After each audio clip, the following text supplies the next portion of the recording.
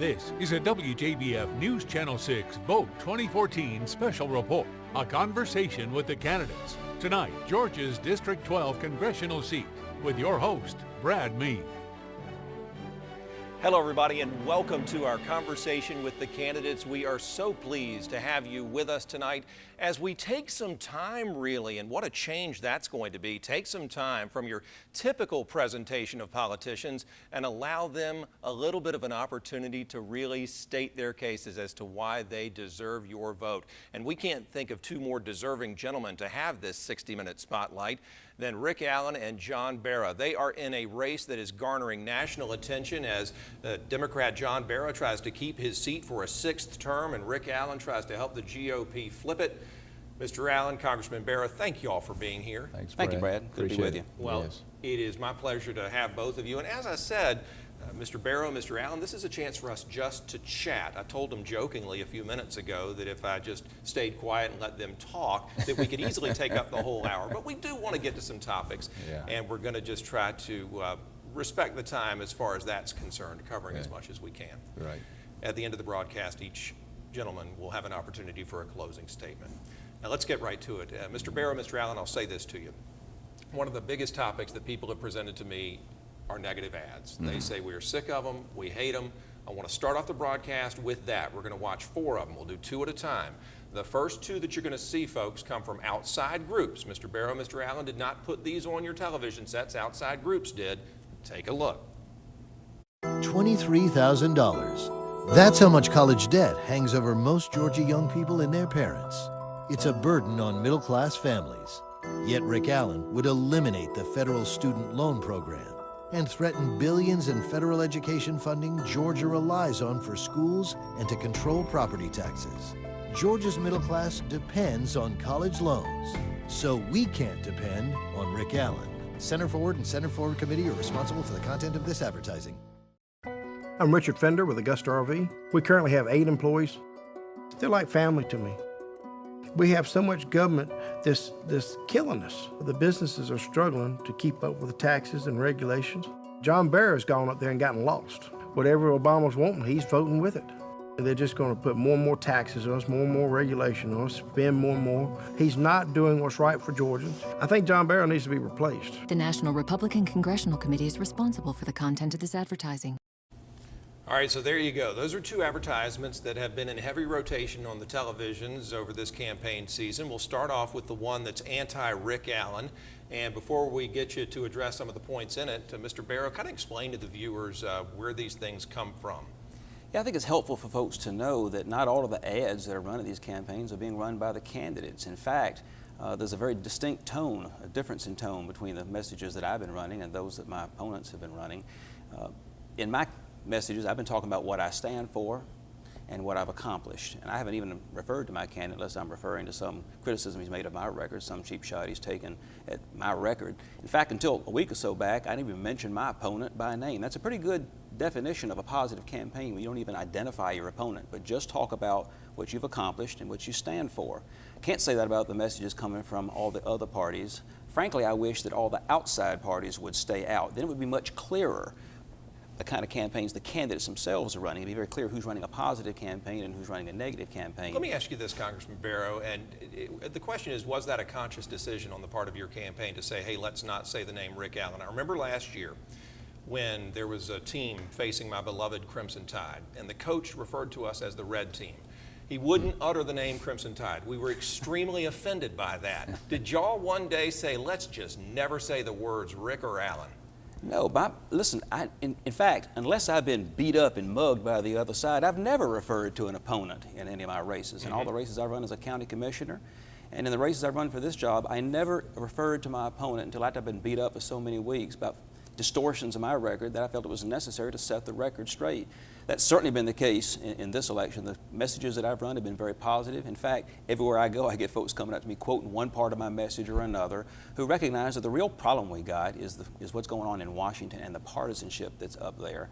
That's been my major foe from the very beginning. The talking heads may change, the candidates may change, but the fundamental problem that remains is the partisanship that's up there. It is reflected in these ads that the outside groups bring into the picture, and they muddy muddy the waters. But anybody looking at the messages that I've been running from the beginning will find that they are very positive messages about the things that I've accomplished and the things that I stand for. And I can't say that about the other ads. Well, let's break down that spot, Rick Allen. Does the fact that it comes from the Center Forward Group, that's a Washington-based organization that promotes moderate candidates and endorsed Congressman Barrow, does the fact that it didn't come from his camp make it hurt less? Well, no, it hurts. I mean, you know, anytime you see, in fact, this thing is such a stretch. I mean, we know that we're not getting the job done in education. And we know that there needs to be changes, and this top-down approach in education is not working. And because I mentioned in a debate that, you know, why do we have the Department of Education, then they assumed that I was going to take away college loans.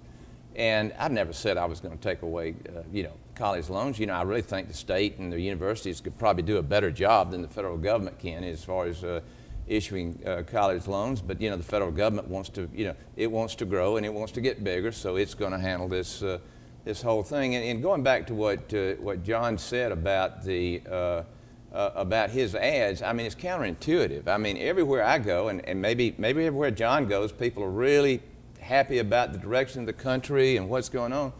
But it's counterintuitive to stand before a camera and say, I've done all these great things, and people are really unhappy with the direction of the country. I don't quite understand that. Let me talk about that second ad. Let me talk about that second ad where it had the owner of Augusta RV talking about too much government is killing us. John Barrow went up to Washington and got lost. Again, didn't come from Rick Allen, came from the National Republican Congressional Committee.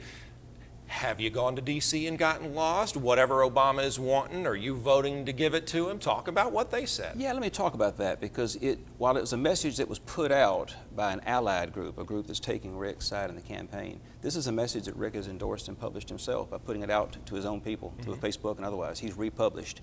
And your lawyer friends will tell you when you do that, you adopt the message and make it your own. It may have started out with someone else, but you've endorsed that message. One thing I'll point out about that message, when it says that I vote with President Obama 85% of the time, it ain't telling the whole truth. In fact, if you look at the ad, you'll see there's some fine print in the ad. When the television ad has got to have some fine print, you need to look at it like you need to look at some of these construction contracts folks sign, because it's telling you something you need to know in order to take into account what the message says. And just as Rick has said over and over again that I vote 85% of the time with the president, that's just not true. Well, the numbers that are cited there are 1 year out of 6. They treat little issues of agreement the same as major issues of disagreement. That's why no organization in the country that really wants to understand what Congress is doing and what side you're on will look at this aggregate percentage of agreement, because it includes things like 54% of the time voting with Speaker Boehner, because they know that that doesn't separate the wheat from the chaff. And that's why the organizations that count votes for a living look at the votes that matter. They only count the votes that count. And Mr. Allen, I'll let you talk. Let me just do this real quickly. Look at B9. Marlene is our director. Page B9 has a question from a viewer, and we're going to try to sprinkle viewer questions in throughout this broadcast so that people can be represented that way. But a viewer did write us a note and say, is there any truth to the letter which is shown on Rick Allen's campaign advertisements? This is what Congressman Barrow is referencing, stating that you, Barrow, voted with Obama 85% of the time. Well, he says those numbers are skewed, those aggregates are misrepresented. Rick Allen, why say that about your opponent? I didn't say it about my opponent. Or why repost it and imply that you agree with it, as Congressman Barrow alleges? He wrote a letter to his constituents saying that he does, in fact, vote with the president 85% of the time. All right, let me ask you this, Mr. Barrow. Isn't it true, though, that maybe at one point you did vote, but as the president's popularity has decreased, so have your votes with him? It's not just a matter of popularity. There are a number of issues that go into points of agreement or disagreement with the administration. The main thing is when the agenda changes. Oftentimes at the end of an administration, such as the end of this one or the end of the Bush administration, things become more partisan. At the beginning of an administration, there's a lot more bipartisanship. That was certainly true in the case of George Bush's administration. No Child Left Behind was the signature, the so-called signature bipartisan agreement. I thought it was a lousy deal, but that's the climate that prevailed when he took office. If you look at the letter that is being quoted, if you look at the very next sentence, you'll see that the brag that's in the letter, if you want to regard it as that, is not how often I voted in accordance with the position the president happened to support on rainy Tuesdays when there's a full moon out. You'd find instead the very next sentence, the key sentence in the letter is, but I haven't been afraid to oppose this administration or either party leadership when I thought their position did not agree with the interests of my district. Now get this picture. I'm sending this letter to folks who agree with the president more often than they agree with me. And what I'm telling them is, however much or little I may agree with them from time to time, and however much you may take it out of context to make it look like it's a much greater degree of agreement than it really is. The main point I wanted them to know, because they know it already, is that I'm not afraid to stand up to this president or any other president when I think they're wrong. Don't charge me in taking it out of context. I mean, there's a letter, and I saw the letter. I think I actually received the letter, and I was confused about the letter because, you know, again, why in the world do you say one thing and you do another? I mean, let's take bipartisanship. Let's take Obamacare. Not one single Republican voted for Obamacare. We are going to get to the Affordable Care Act, I promise you. All right. Let me ask you. But the point of context is the very next sentence is, but I haven't hesitated to vote against him. And I'm saying that to people who agree with him more than me. The point I'm making there is the point I make to you. Independence means you can vote with someone no matter what party they're in if you think they're right. It also means opposing anybody no matter what the party in when you think they're wrong. Let me ask you. And I have a demonstrated record of doing that. Have y'all? Well, bipartisanship is this: it's doing the right thing. Have y'all? I mean, if it's a bad law, it does need it does not need to be bipartisan. If it's a good law, it needs to be bipartisan. And I think you'll find when there are good laws that everybody gets on board. If it's good for the people, everybody gets on board. Let me jump in. That's just the way things happen. No, listen, I appreciate it. Yeah. Forgive me interrupting y'all. Yeah. But I could listen all night. You are the host. I don't know. I kind of shrink into the shadows now. 11 minutes. Well, we both get passionate talking about the issues, no, I know you do. and folks are passionate in this country, and we need, and you see that. Sorry. Well, no, it's don't apologize, and I love that we do get to kind of go on and on instead of being limited by your typical soundbite approach to news. Have you ever just sat back, gentlemen, though, when those ads are presented, and I don't know if you get to view them before they come on or if you see them when we all see them, but have you ever said, all right, that's a little bit too much, kill it, or hey, Center Forward, or hey, National Republican Congressional Committee, why don't y'all kind of stop that? Or is it kind of sweet that they're dumping all that money into the system to help you? Well, it's illegal. I mean, you cannot, I don't have any control over those ads. Either side. I mean, it's illegal for me to actually, I mean, there has to be a wall. And in other words, if anybody is in those ads, I can't talk to them, really. I mean, there's a wall there. This is an outside PAC. I can't tell them anything. So it's just out of your control. They have to run their course. It may be true that you have no control over what they choose to say, but it is within your control whether or not you're going to adopt it and republish it as your own. See what these folks are saying about my opponent here. When you republish it, you make it your own. It may not violate the law in terms of how it came to be, but you are responsible for the message that you put out. And when the 85% figure goes out in ads that have the fine print, and you adopt the same message but leave out the fine print, you're not even giving voters who want to know the reason to believe there's something wrong with this message. There's something about this I'd like to know about. You're not I'd even like leaving to know that in what there. we've published this untrue. Well, your figure that I vote with the president 85% of the time is one that you published without even any notation showing that it was 2009 votes only when there was a much more broad bipartisan agenda than there was in later years. Yeah, I think the disconnect here, if I may, Rick Allen, is that if you're pinpointing your 85% of the timeline on just 1 year, would you say John that put out an ad that said he has never voted with anybody 85% of the time. Okay. Now, is that true or not true? All right, let's just make it simple. What I said is that I don't vote with anybody 85% of the time. That is an aggregate statement of how folks do over time.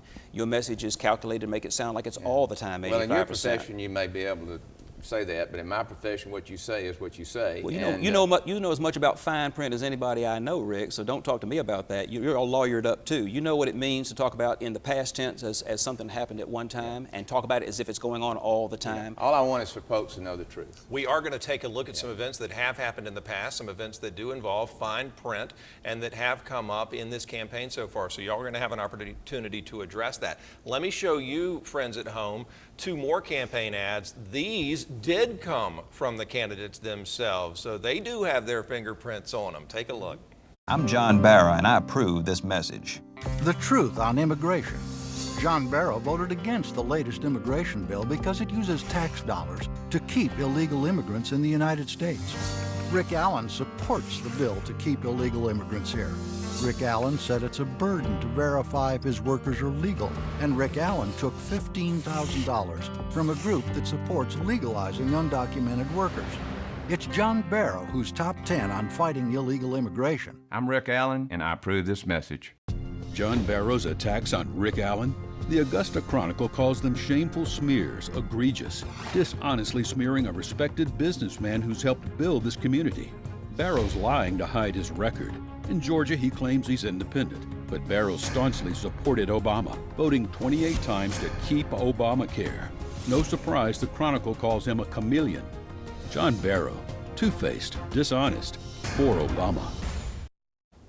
Ooh, my goodness, y'all are mean. All right, here we go. We're going to walk through these together, okay? So bear with me, because we're going to let everybody have their take. But let's start off with that first one, that anti-Rick Allen ad. And I'll just ask you, and then I'll get Congressman Barrow to talk about why it made the airwaves. Okay. It was trying to perpetuate, it said, the truth on immigration. John Barrow voted against the latest immigration bill because it uses tax money to keep illegal immigrants here. You support the bill to keep illegal immigrants here. Rick Allen, do you support the bill to keep illegals here? No, it was to process those illegal immigrants and get them out of this country as quickly as possible. The other reason for the law was it provided $500 billion to secure this border. Now, do we want to secure the border or not? We've been talking about securing this border since illegal immigration became a problem, actually in 1965. And nothing's been done. And it provided $500 billion to secure this border. So you didn't like that part? No. We have to secure the border. The part that was highlighted in that ad, and Mr. Barrow mentioned this a minute ago, you do sometimes have to check that fine print. The fine print said that there was House Resolution 5230, okay? And the part that was highlighted in the ad lists $197 million set aside to help kids, to help temporarily house unaccompanied minors before we could process them and maybe get them back out of this country. Did you dislike that part? Well, you know, the processing part is, you know, we have to process them. Right now, the state of Georgia has a number of these folks who are being paid, parents who are being, foster parents who are being paid by the federal government to house these folks. And then they disappear into society. They never show up for, you know, their court-appointed review. And what I'm in favor, and what I was in favor of, is getting these folks back to a central location, get them processed, get the, get them in front of a judge, and then get them back with their parents as soon as possible. Okay, put them back with mom and dad. Yeah, exactly. All right. Wherever they came from, because see, the big problem with immigration is human trafficking. And in fact, the Mexican government, I mean, you know, is participating in that, and who knows who else is participating in that, but these folks actually had to pay to get these children to this country. Did you take $15,000 from a group that supports legalizing undocumented workers? The highlight, again, I zoomed in on the fine print, said that it was from the Associated General Contractors of America. Did you take the 15 grand, and do they support legalizing undocumented folks? My industry and I have parted ways. We parted ways on the stimulus package. My industry, chose to support this campaign. As far as our industry supporting undocumented workers, we do E-Verify. Every contractor member I know in AGC does E-Verify. We abide by the laws of the land. Is it a burden to verify if workers in your construction business are legal? Is that a pain? Yeah, no. What it does, the federal government should be in charge of immigration.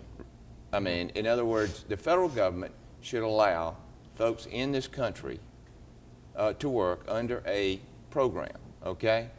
But no, what they do is they've opened the borders and said, come in. California, John's party in California, Democratic Party in California has said, we're open for business, come into our state. And so now what you have is you say, oh, but the businesses can't hire illegal workers. So we're going to require businesses to deal with it. I see. You follow me? Yes. So what should be a burden? I mean, the government has got its priorities all out of whack. The It's government is doing things they shouldn't be doing, and they're doing a terrible job at things they should be doing, like national security. That's a priority, would you think? Yeah. All right, Mr. Barrow, we went point by point. Now, aren't you so sorry you approved that message? No, I don't know where to begin with the misstatements or distortions about that's been made in response to that message. First off, it's not $500 billion to secure the border. It's not even $500 million. You're getting your facts kind of tangled. It's a $600 million bill, $200 million of which was going to be spent to build permanent dormitories for so-called temporary residency. What you're not telling folks, and what you don't seem to understand, is that these dorms are way stations supposed to be processed under a law that's long since outserved its purpose. They give special, unbelievably tedious due process rights to kids who come not from Mexico, but from countries south of Mexico, who skip over that country at great expense to themselves, and they get here. And they're processed until they find somebody in this country who will vouch for them. So it's not matching them up with their parents back home. It's matching them up with their cousins or people here.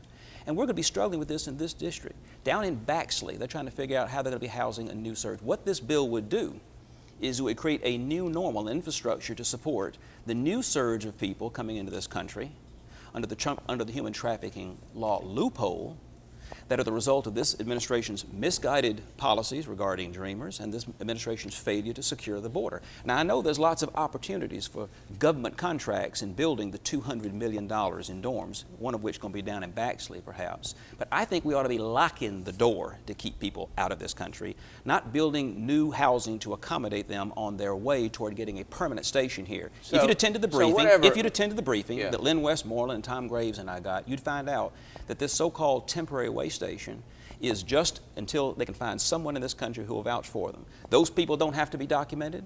Those folks cannot be checked and verified because of the hamstrung way in which the bureaucracy's got this thing gummed up every way from Sunday.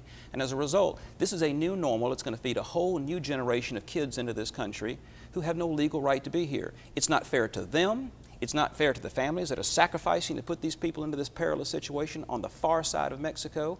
And to support a bill that's going to do a token gesture amount at securing the border that's going to be totally inadequate to secure the border, but is going to permanently accommodate this new surge of people is terrible policy.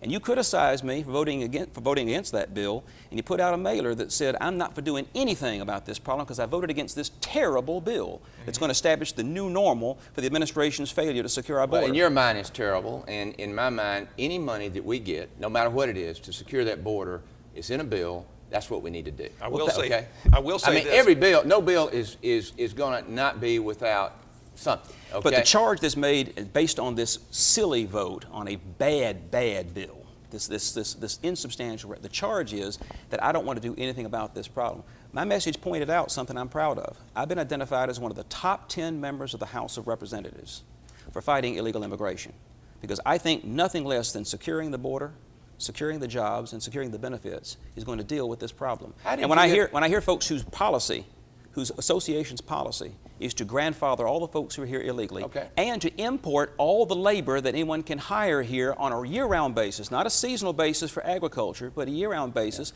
I hear somebody whose association that we ought to import the wages and the wage levels of other countries. That is terrible policy. I have to say this. Let me say this. I'm not going to cut you off. I am going to let me say this. But let me give you just the U.S. Chamber of Commerce has just put in $250,000 advertising to try to keep this man his job, and they're pro-amnesty. You said the U.S. Chamber of Commerce. U.S. Chamber of Commerce. And their position is pro-amnesty. And this is an interesting point because it's ironic that you should mention that since the Chamber's position on immigration reform is one of the things I disagree with them on.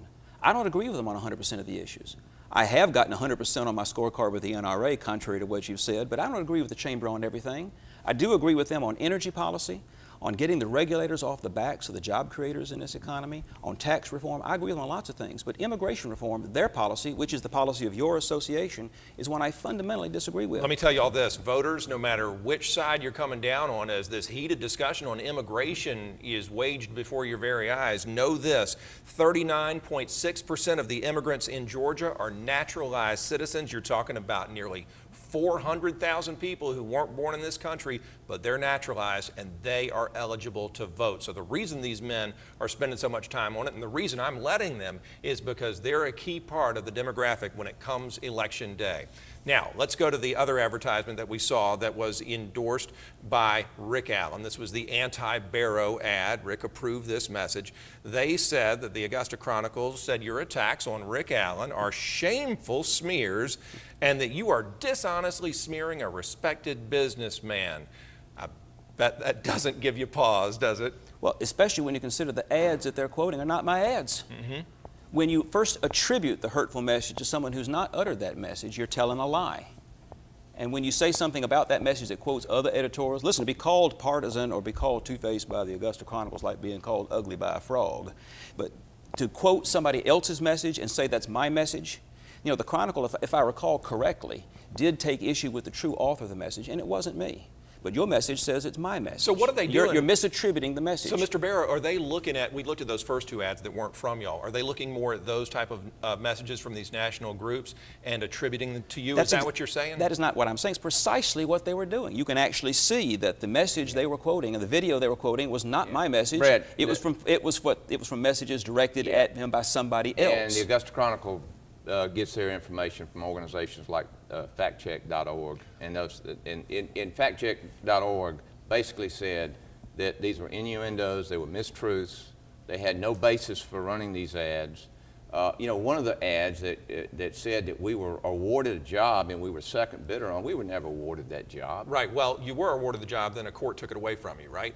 No, the job was never awarded. Y'all never got it? Oh, no. All right, okay. No. Forgive me. There was no contract, no intent for contract on the project. All right, we're talking about the construction of the Charles Webster Jail in Augusta, Georgia, and I thought that the history on that was that y'all weren't the low bidder, and the person who thought that they deserved to be the low bidder took you to court, and it was changed. I'm sorry, that's the way I understand it. Never went to court. Okay. No, no. The city decided to rebid the project, and the contractor who actually filed the suit was low the second time, and the job was bid, and they were awarded the project. Here is what has been fact-checked, not by me, but by the organization that he cites, and they have found that there have been instances when contracts have been entered into, have been set aside because they were entered into in violation of the law that requires a certain amount of minimum competition to make sure that the public's getting value for their dollars.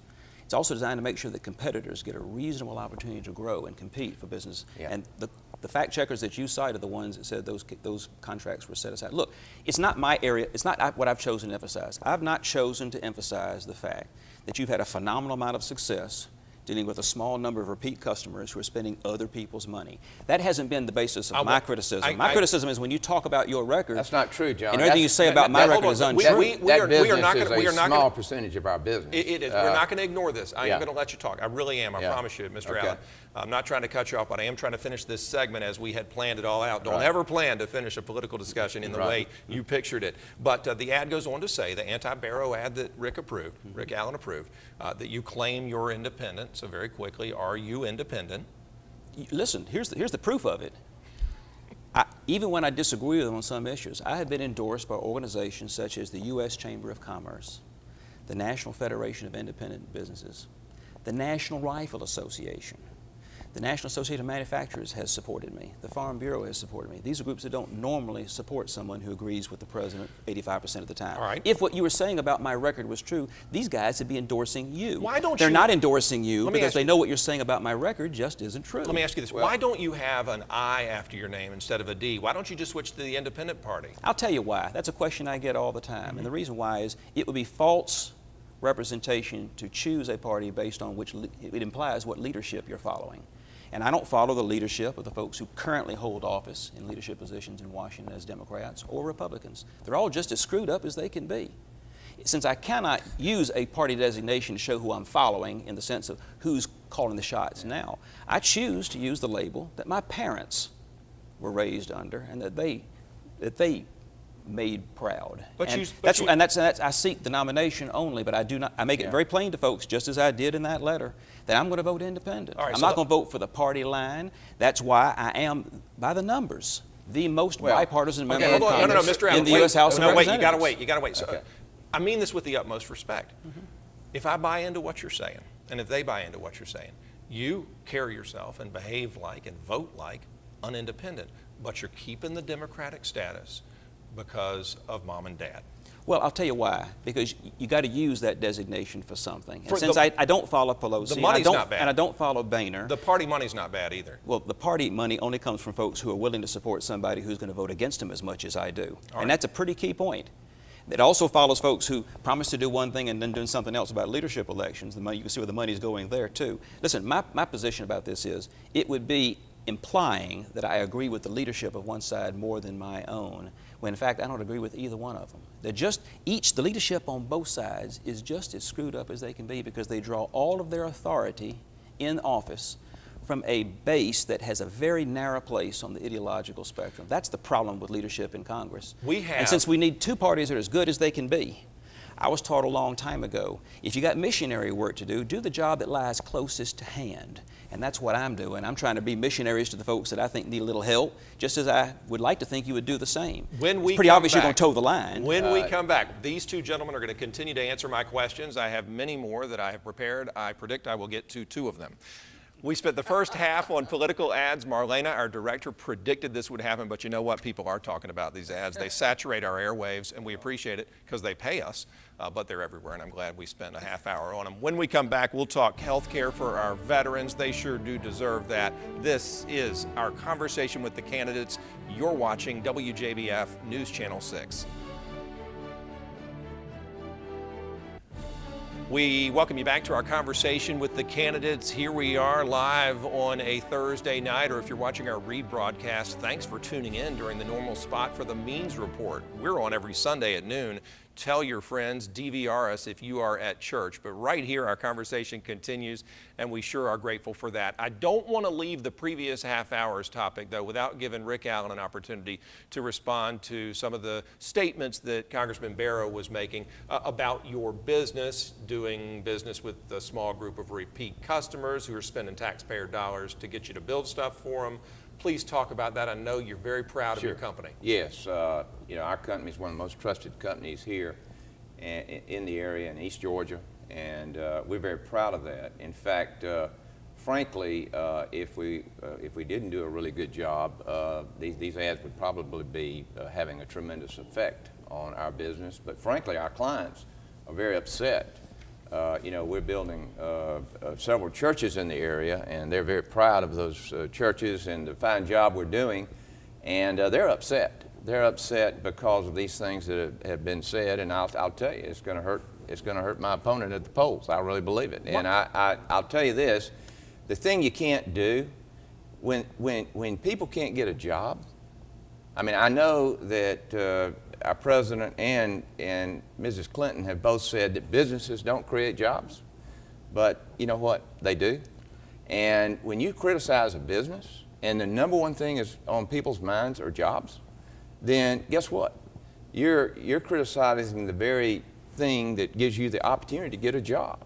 And other business people are mad as they can be about this because we got lots of friends in the business world. Yeah. We've been here 37 years, John. You know, we didn't just start this business yesterday. And as far as the contracts are concerned, these are SPLOST projects. We don't do federal work. And there's a reason for that too. But these are SPLOST projects that Richmond, Columbia County, and Clark County, you know, they put out for bid, they post out for bid. There are various contract methods that they use.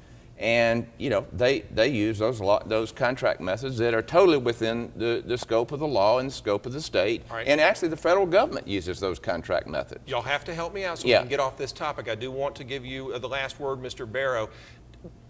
Do you feel like you have to come at his company so hard? Well, first off, I want to remind you what I said at the outset. These are not from my messages. I haven't chosen to emphasize this aspect. It's Rick who's made his career as a private businessman his virtually his sole qualification for the job, and others have been critical of that. I'll grant you. People come to me with their concerns about that. You love R.W. Allen and your company. Here's my concern about that, because I share people's concerns when contracts have been declared illegal. I share people's concerns when there's a high volume of business with a few people. But my concern is not that. My concern is this. When people can't find out what your business is up to, when they try to pursue and try and get information, answers, and they can't get the information about what's going on, and you ask them to take your word for on this. John, every contract that we have provides the owner the opportunity to come in and audit our books. That's right, the owner, not the taxpayers. Here's the point I want to make. Well, when everything you're saying about my record, which people can look up for themselves. The owner is the taxpayer. No, sir. When the county commission ain't the taxpayers. When the well, they're supposed to do what the taxpayer wants them to do. When everything you're saying, yeah, exactly, it's supposed to. Yeah. When everything you're saying about my record, though, is something folks can look up for themselves and see for themselves is not true. When they look up for themselves and see that I do stand by when everything they say, we said, well, let me just point out some things folks can find out for themselves. When they see that I don't support taxpayer funding for abortion. When they see that I did vote for the farm bill. Got to stay on R.W. Allen. When they see, here's my point. Here's my connection. When they see that everything you say about my record is absolutely untrue, and you want them to take your word for it when you talk about things they cannot look up for themselves. I'm taking your word for it. You put it in the letter. People just don't buy it, and I don't either. All right, let me move on to this, and this is something I don't think you guys are going to argue about. I just want your takes on it, and that's health care for our nation's veteran. A recent national poll showed that that's a major, major concern for voters, getting that fixed and making sure our veterans get the proper care they need. Shoot, just the past couple of days we saw the head of the Augusta VA say he's going to step down, says it's for personal reasons. But my question, and we'll start with you, Mr. Allen, is what can we do to help these fine folks? Well, John says he's for Obamacare now. He's not for the mandates, but he's for Obamacare. Well, if you want to know what... I don't say that, Rick. I'll give you a chance. But, let me tell you what Obamacare is going to look like.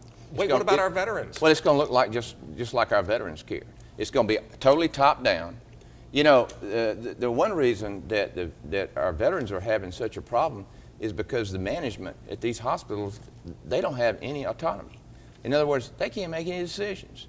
I mean, purchasing is done top-down, driven out of Washington. How do you change that, though? Do you go to D.C. and say, hey, head of the VA, or hey, Mr. President, you got to give Augusta control of this This is how you do it. You give our veterans the opportunity to have care that competes with the VA. In other words, you give them a card where they can go and they can get private care, just like you and I get.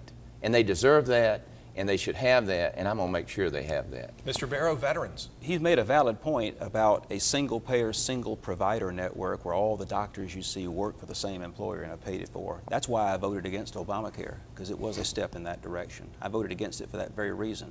And I've already voted, along with a bipartisan majority in Congress, to give veterans the first opportunity to opt out of the VA network at their instance and under circumstances under their control so that they can get the same care the rest of us do. We voted for that this year. It's one of the few bipartisan things we've done in this Congress. The Water Resources Bill that's deepening the Savannah Harbor, the Farm Bill, and the VA Reform Bill. What I'm concerned about is that the first steps toward reform that we've taken in this VA bill should not be the last steps. There are two major things we've done. First, we've given the Secretary the same power to fire all the top 450 people who have been lying to the former Secretary that the President has to fire the Secretary. I was the first to call for Shinseki's resignation in this area, and certainly the first in my party, because he'd been lied to so many times by folks underneath him that his credibility was destroyed. He wasn't at fault, but he was responsible for what had happened and had to take the fall. We have voted to give the Secretary the authority that that person needs to hold the top people accountable for their failures and mismanagement and their bureaucratic malpractice. We've also given veterans the first option, the first opportunity to opt out, and I think that's a step in the right direction. What I think is very important is we not let these first steps in the right direction be the last steps. This is something Congress is bad to do. They're bad to wait until the last minute and then overreact to something and underperform and forget about it and move on. We need to make sure that we're getting a wholesale reevaluation of what we're getting for the buildings that we're maintaining, the people we're paying for, and the money we're spending on veterans to get the best return on our health care investment. We're not getting that now. Rick Allen? And I've been a leader in making sure we get that. I'll let you go ahead and have your 2 cents. Let me tell you this. We've had veterans die. That's wrong. They waited too long for care. It's horrible. That's wrong. That's right. And guess what? Why was nothing done about this? All of a sudden, everybody's like, well, we've got to do something about this. This has been going on for some time. I mean, it's just like when I asked John a question about, okay, why did you vote for Nancy Pelosi for Speaker of the House, the most partisan member of the Speaker of the House in 2006 and 2008 when they took over the House of Representatives? And they created all these laws that are gumming up the economy right now. And now he's trying to say, well, that was then and now is now. You know what? When I make bad decisions, I have to pay for them. Well, okay? And, you know, this Congress should too, and that's why everybody wants to throw everybody in Congress out. Let me ask you this, and I'll give you guys both a chance to chime in, because you bring up an interesting point. Let's say that you did win and you were able to unseat this 5-termer. What kind of connections or seniority would you have from the get-go? Wouldn't you be lost in the mix? People bring that to me. They say, Brad, ask these guys if our guy, Rick Allen, who we know and love, and we love this construction company that he has, and we know his kids, gets up there, he won't know anybody or have the pull that this man has. Well, I'll just tell you this. 37 years ago, I started a business, okay? You know, probably anybody that would give me any odds on being successful in that business at my age, pretty slim, okay? But you know what? It's all about good ideas, problem solving, and working hard, and having a passion for what you're doing. I love this country, and I am tired of seeing this country continue in the direction it's going. You know what? You go to Washington, you got good ideas. Like I said, if you do the right thing, you're going to build consensus, and you're going to build it really fast. Did you have a tough time getting your feet wet when you first started? Not if you approach the job the way it should be approached, the way it used to be approached by people like Doug Bernard when he was in office, and Ed Jenkins when he was in office. In those days, people on both sides of the aisle actually came from districts that were very similar, and they could actually talk to each other. In fact, if they came to Congress from different parties, they were oftentimes surprised to find out how much they had in common, despite what they may have been led to expect. You can't say that about today. The way to be effective in Congress today is to find people on the other side of the aisle who got the same problems in the district that you got. And they got a leadership that's just not any more interested in them than the leadership is on our side of dealing with the issue. Leadership on both sides is all about control. They're not about solving problems. They're about fixing the blame, not fixing the problem. Let me ask you this. this. That's why we need new leadership. If you find, well, you're not going to get that. You're not going to get that this way. You're going to have to get it in some other way. There are ways we can do that. We can promote a culture of diversity in the caucuses. If you get more diverse caucuses, you'll have more reasonable and moderate leadership. And Doug Bernard has endorsed our campaign. In the present situation we find ourselves in, the challenge and the opportunity is to find people on the other side of the aisle who have similar problems and work with them. And it's not easy to do when they're not saying the truth about you, or they're funding your opponent's campaign and he's saying things about you that ain't true.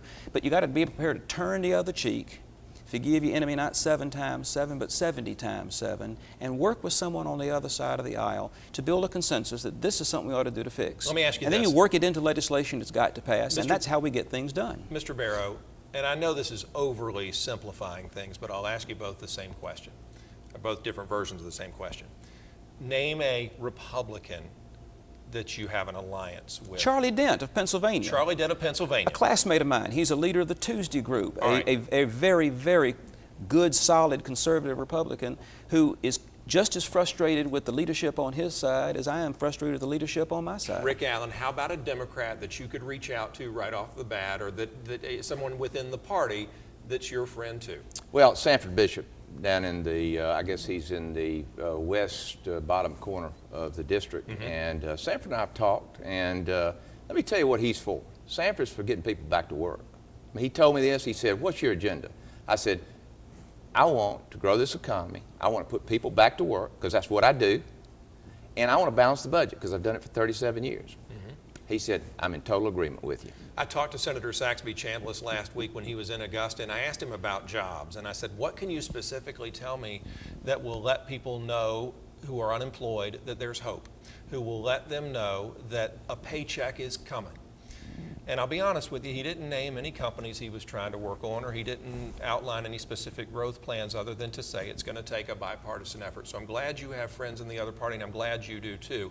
But keeping on that jobs theme, can you offer any hope to let folks know something's coming where you might get hired? Sure I can. In fact, it's been from working in a bipartisan fashion that we've built the kind of coalition of support that's bringing 3 of the biggest job-creating enterprises, not just in this state, but in this region, to this district. I'm talking about expanding the Port of Savannah. I'm talking about building the first 2 nuclear power plants in 30 years down at Plant Vogtle. I'm talking about bringing Cyber Command down from Maryland down here to Fort Gordon. There are going to be thousands of jobs being created, and there are already thousands of jobs created as a result of these programs. Now, these things didn't happen because someone had pull. They didn't happen because someone's on the right side of the political line. They happen because people work together to do things in a manner that could actually get something done for the interests of folks on both sides of the aisle. But you have to have leadership, and we had great leadership. Our 2 senators who are great leaders for our state, and particularly Saxby Chambliss. The reason that NSA came to Fort Gordon was because Saxby is the ranking Republican member of the Intel Committee. And the military made the decision to put one on the East Coast, one in the mid-states, and one on the West Coast.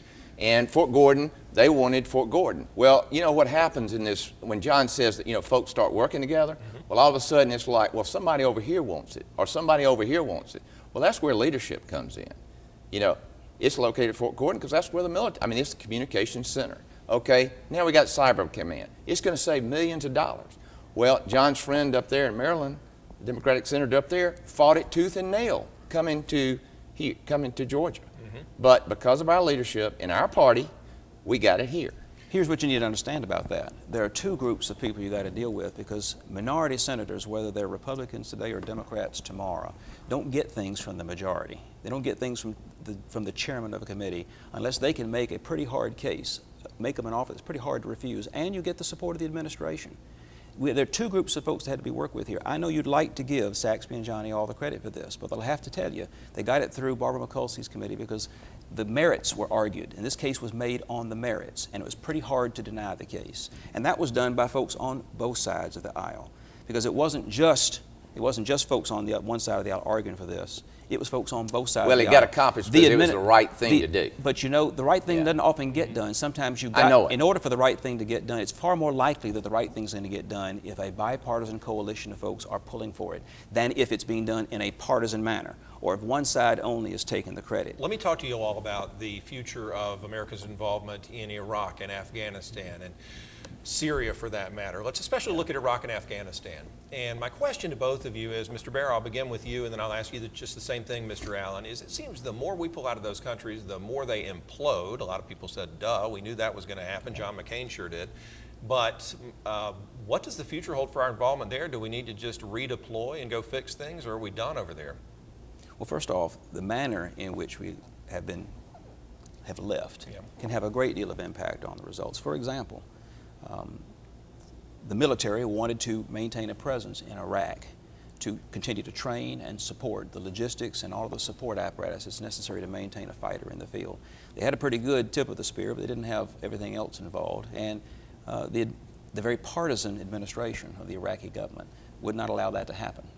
Now, we're working with folks in Afghanistan to try and make sure that there is a supporting force there to train and help build the infrastructure to sustain and support a fighting force in the field, because that's what's necessary. We've learned anything in modern warfare, you got to do that. And frankly, I think that's the policy that's worth pursuing. All right. We got no business fighting someone else's wars for them, but we ought to offer them the kind of help that they can use to fight their own battles for them, especially if they're fighting the worst bad guys in the world, like ISIS. We ought to give them every bit of support we can without putting ourselves in harm's way, without taking any unnecessary risks ourselves. What do you think, Rick Allen? Train them up and then leave, and is that the best approach? Well, here's the issue. In 2008, President Obama ran, his platform was bringing our troops out of Iraq. And, you know, he realized real soon after being elected president, it wasn't going to be as easy as he thought it was going to be. And when he began to work on that, you know, our troops, you know, he had some timeline, it didn't work out, okay? And then he goes, and then all of a sudden, okay, we're going to bring them out. You know, it's going to be, I think the vice president said, this is going to want to be, you know, what the president has done in Iraq is going to be one of the greatest accomplishments in the history of national security. Well, we see what happened. You know, what the politicians need to do is quit listening to the politicians and listen to the folks, our national security people and our professionals in our army. We have the finest fighting machine in the history of civilization. But no, the president wants to play politics. He's got to line up with John's left side, his big donors, and the limousine liberals. I mean, that send all that money to John from Los Angeles and New York. And Rick, there was like 2 seconds of peace in this thing. Well, you know, I mean, I'm kidding. If there's anybody here who can afford a limousine, it's certainly not me. Listen, let me ask you all about education, and I would say, and I'm not running for anything at all, but I think that attendance needs to be better. We need to pay our teachers a whole heck of a lot more, and we need to improve our test scores. Is there hope for helping not only the great state of Georgia, but this country do better in education? Because other countries feels like they're killing us sometimes. And Mr. Bear, I guess it's your turn to start this one. Our federal system. And if I'm wrong, I'm sorry, but go ahead. Our federal system is a marvel for trying to make sure you don't do anything unless everybody is on board. Right. But it's also a terrible burden for efficient administration. And here's where both parties are at fault. Look, each party is interested in hijacking local control of public education from any level where they happen to be in charge. Right now, it's the Democrats in Washington, it's the Republicans in Atlanta. It may be a shorter drive from Coffee County to Atlanta than it is to Washington, but they're still pretty far removed from the conditions in Coffee County. I believe you ought to have local control for public education. They ought to decide what to teach. The proper role of the state government, if any, is to try and uneven the balance between resources so that kids from poor districts aren't shortchanged. And give them the resources that you get in other places. Try and make the rough places plain and the crooked straight, kind of a biblical approach. You know, give them a little help so they can get the same support for good teachers in their counties that they have in richer, more affluent counties. Likewise, the federal government's role ought to be limited to that, trying to help those states that are having a hard time. But the proper role for the state government is not to tell local folks what to teach or how to do it, and the proper role for the federal government is even less so, is to provide a helping hand, but not to try and leverage more of what you want local folks to do by saying, we'll give you 40% of the cost of this, but you got to do these things over here in order to get that. That's terrible policy. What about helping our schools be better, Rick Allen? Well, obviously, you know, you got to get your communities involved. And I've seen that around the district. I've gone to Appleton County. They, you know, the community surrounding those school systems, and I'm telling you, they're making great progress. And so, again, that's the top-up approach. And, you know, in business, we measure progress based on performance. And you talk about the inefficiencies of government.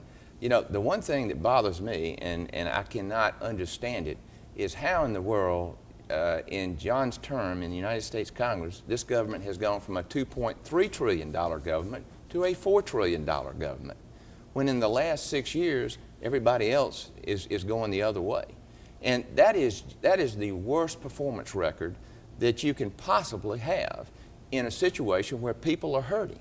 And, you know, you can talk about bipartisan, you can talk about the Democrats, and you can talk about the Republicans, but until we get back to limited government and we get back to a bottom-up approach like we do in business, we're not going to solve any of these problems. Well, I can tell you how we got to the increase in budget spending. It's not because of the way I've been voting, because I voted against all the budgets that are basically partisan bulletin board material that's going nowhere. That's a formula for so-called continuing resolutions, where you keep on spending with inflation factors, what you were doing last year and the year before that and the year before that. You've mocked me and taunted me for not voting for budgets yet. And that's because all of them are partisan rags, got no business going anywhere, and they're not going anywhere. But because we have partisan budget show trials going on here, nothing's actually getting done. We ought to have no budget, no pay, where Congress doesn't get paid unless they do their most basic job, which is to adopt a budget before the fiscal year begins. Again, I've been attacked by my opponent for claiming to support no budget, no pay, and voting against it when I had the chance to do so. The chance that I voted against was one in which Congress did not pass a budget. They still got paid, and we increased the debt Well, ceiling. are you willing to give up your... You endorsed that vote last Sunday night, and I still don't know to this day why you would have voted for it. I gave you 3 good reasons to vote against it, and I haven't heard a good reason to vote for it yet. Rick Allen, I'll give you like 10 seconds. I don't want to mess up y'all's closing statements, which are imminent. Well, you haven't voted on a budget or presented a budget the last 6 years. Are you willing to give up your pay for the last 6 years? Are you that serious about this matter? You yourself has said this ought to be an all or nothing proposition, or nothing will happen. Only millionaires like you will be able to serve with that policy. You yourself have said this ought to be a Congress thing, where Congress doesn't get paid unless Congress does its job. And you were right about that. You're wrong about the bill that you had voted for, but you're right about that. Let me jump in, and you can use your closing statements to continue to go along those lines if you want, but we want to make sure we get out on time, and we do want to make sure that the candidates just have 60 quiet seconds with you, the viewer, to talk to you about their platforms and why they want your vote come Tuesday. And we flipped a coin before the broadcast began. John Barrow, if you will please give our first closing statement. Thanks. And we'll do 60 seconds each. First of all, thank you all for joining us for this discussion. Look, in my time in Congress, I've earned a reputation as someone who can work with anybody, Democrat or Republican, to get things done. I approach the job of legislating that way for several reasons. First, it's what the framers intended that we should do. Second, it's what I genuinely believe our country really, really needs. And third, is because it's what the vast majority of voters that I represent tell me they want in Congress. If that's the kind of representation you want, someone who will fight for your interest above the interests or positions of either or both parties in Washington, then I ask for your vote, and I'd be proud to have your support. Thank you very much, Congressman John Barrow. Rick Allen, your chance to deliver a closing statement. Well, you heard it tonight. The Democratic Party is, along with John Barrow, they're actually complaining about the fact that folks who create jobs and grow the economy have some level of success. And that's sad. That's sad in this country. You know, I want everyone to have the opportunity to live the American dream. And let me tell you what we're up against, folks.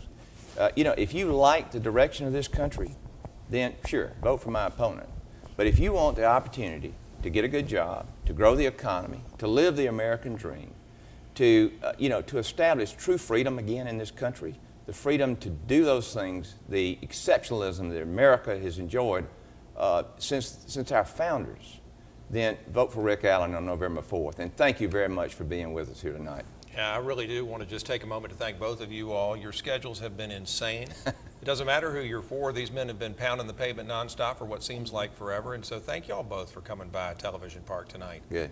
Thank you, Brad. Well, it's my pleasure. And you know what, folks? If you look back on this past 60 minutes and you think that maybe they just got to yell at each other or argue for too long, that's the whole point of tonight, because they're going to jump back into a world where they're limited by that 15-second soundbite, or when you're cut off by that debate timer standing in the corner.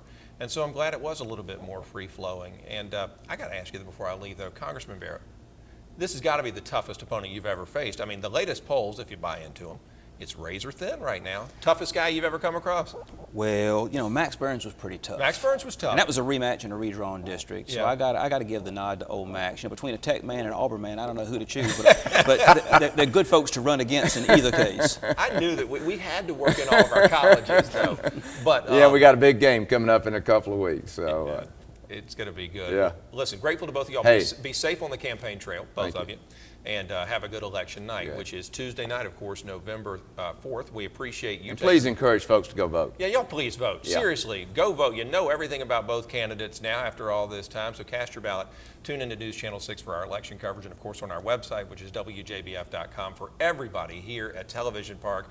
Brad Means, thanking you so much for taking time to watch our conversation with the candidates.